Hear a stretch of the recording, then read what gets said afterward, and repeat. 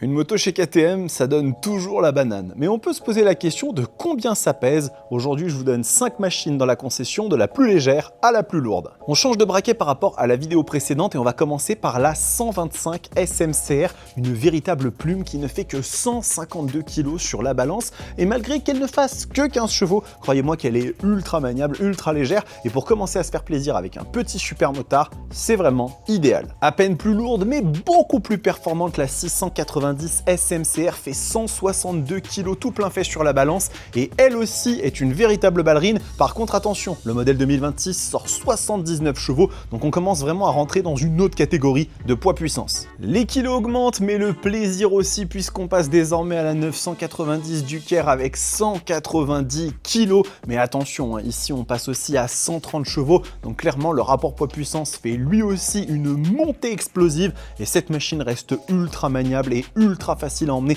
en toutes circonstances, croyez-moi, c'est une véritable lame de rasoir. Certains pourraient dire qu'à 212 kg tout plein fait, la 1390 Super Duke pourrait être considérée comme un hyper roadster lourd. Enfin ça, c'est sans être monté dessus et avoir goûté les 190 chevaux de son LC8 et surtout ses 145 Nm de couple qui vous arrachent littéralement les bras à chaque accélération.